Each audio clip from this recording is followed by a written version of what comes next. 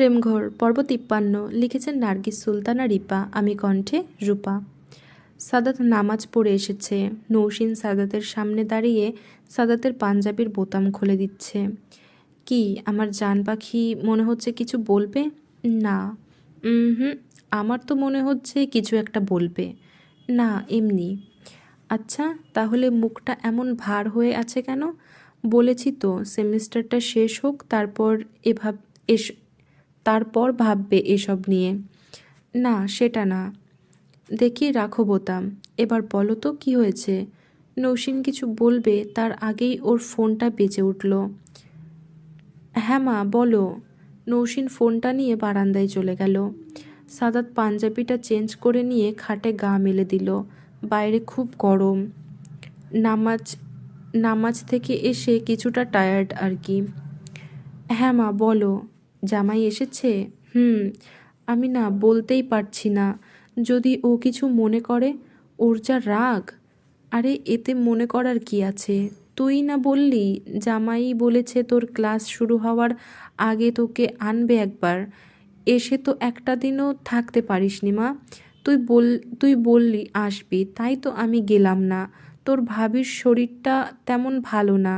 আর দিনও তো এগিয়ে আসছে। যেতে চেয়েছিল, আমি যেতে দিলাম না। মা, এমন করে বলবে না তো। আমি কিন্তু কালও বললাম তোমাকে খুব মিস করছি। তুমি এমন করে বললে আরও আরও আমাকে ইমোশনাল করছো। কি করব মা? তোকে দেখি না 1 সপ্তাহের বেশি হয়ে গেল। তুই এক কাজ কর, সাদাতকে ফোনটা দে। কি?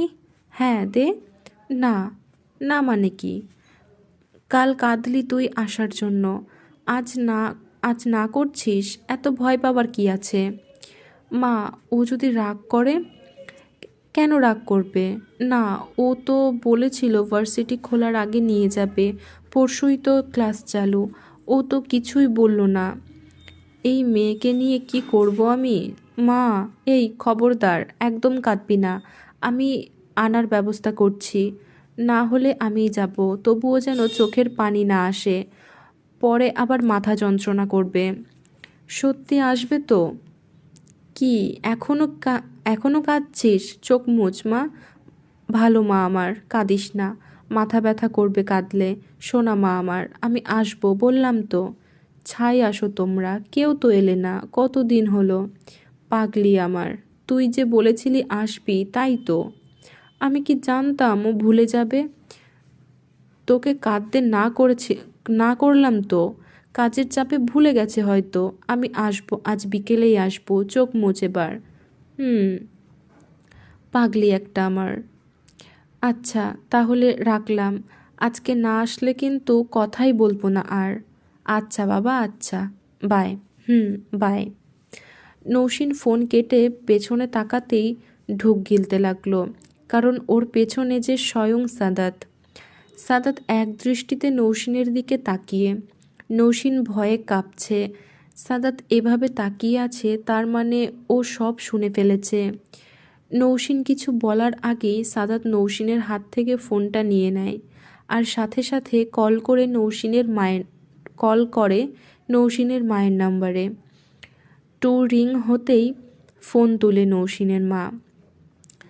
নৌশিন নিচের দিকে তাকিয়ে আছে আর সাদাত কানে ফোন নিয়ে নৌশিনের দিকে তাকিয়ে। হ্যাঁ মা, বল। আসসালামু আলাইকুম মা। ও বাবা, ওয়ালাইকুম আসসালাম। কেমন আছো? জি মা, ভালো। আপনি? আলহামদুলিল্লাহ। তোমার মাকে ফোন করেছিলাম বাবা। মেয়েটাকে অনেক দিন দেখি না তো।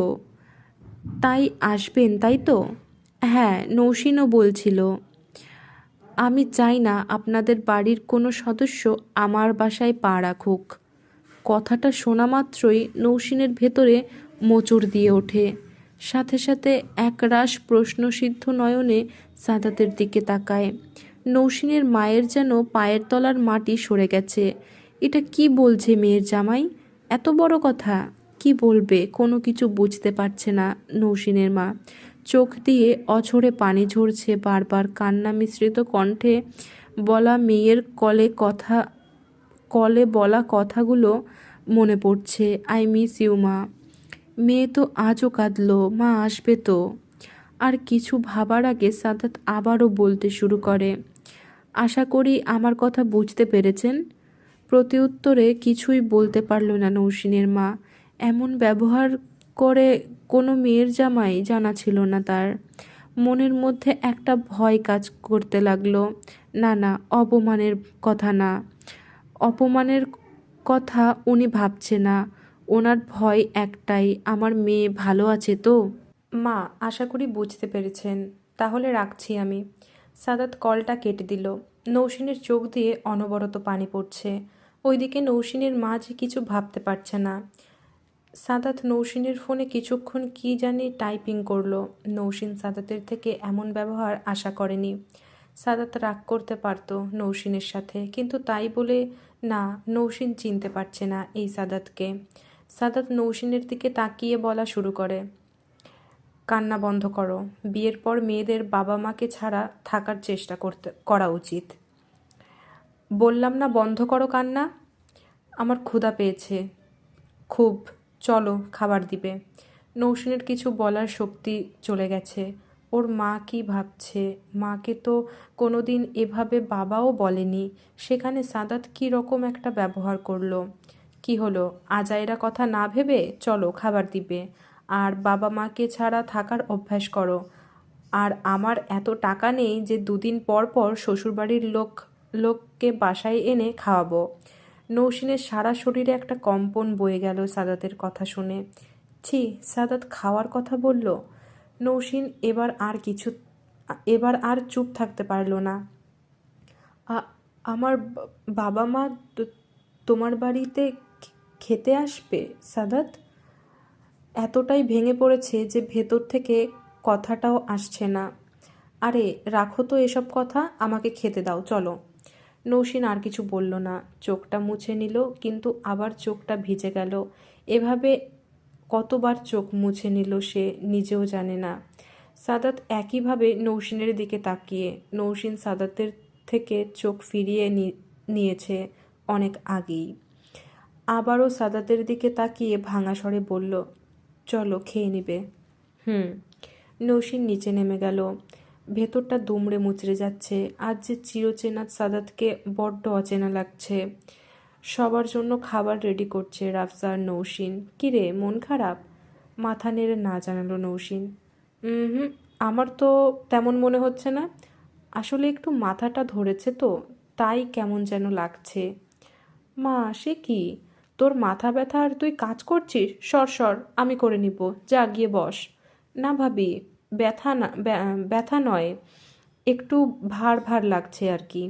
সেই যাই হোক, তুই বস তো, খারাপ তো লাগছে। ঠিক আছি আমি। চুপ, যা সবার সাথে বস, আমি এগুলো নিয়ে আসছি। নৌসিন অনেক জোর করার পরেও কোনো লাভ হলো না। বাধ্য হয়ে নৌসিন ডাইনিং টেবিলে বসলো, তবু আবার সাদাতের পাশে, কারণ এটা ছাড়া আর সব চেয়ার বুকিং। খেয়ে নে। কী গো ছোট বৌমা, এমন দেখাচ্ছে কেন তোমায়? আর বলবেন না কাকি, ওর নাকি শরীরটা খারাপ লাগছে। ও মা, সে কি? না কাকি, বেশি খারাপ লাগছে না, একটু ঘুমালেই ঠিক হয়ে যাবে। আচ্ছা ঠিক আছে, খেয়ে একটা ঘুম দিবে কেমন? জি বাবা। আজ নৌসিন চুপচাপ যতটা খাবার যায় খেয়ে নিল। গলা দিয়ে খাবারটা নামতেই চাইছিল না। বারবার সাদাতের কথা কানে বাজছিল, তার নাকি শ্বশুরবাড়ির লোককে খাওয়ানোর টাকা নেই। আর সাদাত তো এটাও বলেছিল ওর বাড়িতে যেন ওই বাড়ির কারো পা না পড়ে। তার মানে সাদাত তো এটা বলল না যে আমাদের বাড়ি, ও তো বলল ওর বাড়ি। তার মানে ওর কাছে আমি এই বাড়ির কেউ না। কী রে, গ্লাস হাতে নিয়ে কি এত ভাবছিস? না ভাবি, এই তো খাচ্ছি। নৌসিন পানিটা খেয়ে কাউকে কিছু না বলেই ওপরে চলে গেল। এমনিতে খাবার সময় সবার সাথে অনেক কথা বলে, কিন্তু আজ সেটা হলো না। সাদাত তাড়াতাড়ি খাবার শেষ করে, দেখো আমার নৌসিন মায়ের শরীর বেশি খারাপ লাগছে কি না। ওকে বাবা। সাদাত কিছু একটা ভেবে মুচকি একটা হাসি দিল। তারপর খাবারটা খেয়ে সেও নিজের রুমে চলে যায়। নৌসিন উপুর হয়ে শুয়ে কেঁদে চলেছে। এই ওঠো। নৌসিন উঠল না, কেঁদে যাচ্ছে শুধু। ওর শরীর যে শুকিয়ে যাচ্ছে, সরি, ওর শরীর যে গুলিয়ে যাচ্ছে। সাদাত তো বলেছে নৌসিনের বাড়ির কাউকে খাওয়াতে পারবে না, আর সাদাতের মতে ও তো এ বাড়ির কেউ না। যদি হতো সাদাত তো এটা বলতো না যে আমার বাড়ি, তাহলে নৌসিন তো এই বাড়ির খাবার খেয়েছে, যেটা এটা যে শরীরে থাকতে চাইছে না। কি হলো, উঠতে বললাম না আমি? বুঝেছি, তোমার কান্না থামবে না। অরূপ, এই অরূপ! সাদাত অরূপকে ডাকতে ডাকতে রুম থেকে বেরিয়ে যায়। নৌসিন নিজেকে সামলাতে পারছে না। বারবার মায়ের কথা মনে পড়ছে। মা নিশ্চয়ই খুব কষ্ট পেয়েছে। সাদাত কেন বলল মাকে এসব? আমারই দোষ। মাকে আসতে বলা ঠিক হয়নি আমার। আমার জন্য মা অপমানিত হলো। কি কম আছে ওদের যে এই বাড়িতে খাবার জন্য আসবে? নৌসিন মনে মনে ভেবে চলেছে এসব। আজ চিরচেনা সাদাতকে সত্যিই বড্ড অচেনা লাগছে। আর কিছু ভাবতে পারল না নৌসিন। পিঠের ওপর ভারী কোমল কিছুর অস্তিত্ব অনুভব করলো। হাতে কোনো নরম ছোঁয়া পেল। বুঝতে আর বাকি রইল না নৌসিনের। অরূপর পিঠে শুয়ে আছে। বাধ্য হয়ে বুকে চাপা কষ্টটা আর বের করতে পারল না। চোখটা মুছে ফেলতে হলো। নতুন বউ, কাঁদছো কেন তুমি? নৌসিন ঠিক হয়ে শুয়ে অরূপকে নিজের বুকে শুইয়ে দিয়ে জবাব দিল, কই না তো বাবু, আসলে মাথা ব্যথা করছিল তো তাই। ও, দাঁড়াও আমি মাথা টিপে দিই। অরূপ কপালে নরম দুহাতে আস্তে আস্তে চাপ দিতে থাকে। বাধা দিল না নৌসিন। এই নরম হাতের ছোঁয়া যে ওকে অন্যরকম সুখ দেয়। এই নরম ছোঁয়া পেয়ে নৌসিন কখন যে ঘুমিয়ে যায় নিজেই বুঝতে পারেনি। আসরের আজান শুনে ঘুম ভাঙে নৌসিনের। বুকে ভারী কিছু আছে মনে হচ্ছে। চোখ মেলে অরূপকে নিজের বুকে আবিষ্কার করলো নৌসিন। কি সুন্দর বাচ্চাটা নৌসিনের ওপর হাত পা মেলে দিয়ে গলায় মাথা রেখে শরীরের ওপর শরীর দিয়ে ঘুমাচ্ছে। নৌসিন আরও কিছু আবিষ্কার করছে নিজের ওপর। সাদাত নৌসিনের পা ঘেঁষে ঘুমাচ্ছে। এক হাত নৌসিনের মাথার ওপর দিয়ে কাঁধে রাখা, আর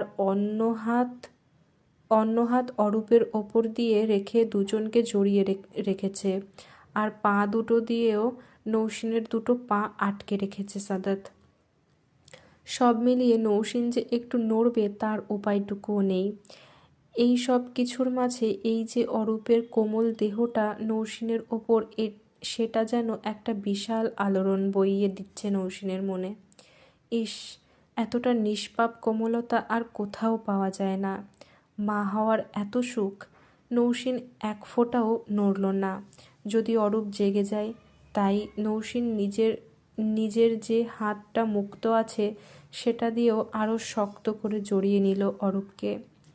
নৌসিন গায়ে হাত রাখা মাত্রই অরূপ নিজের মাথাটা নাড়াতে শুরু করেছে। নৌসিন কেমন জানি সুরসুরি লাগছে গলায়। নৌসিনের কেমন জানি সুরসুরি লাগছে গলায়। নিঃশব্দে হেসে ওঠে নৌসিন।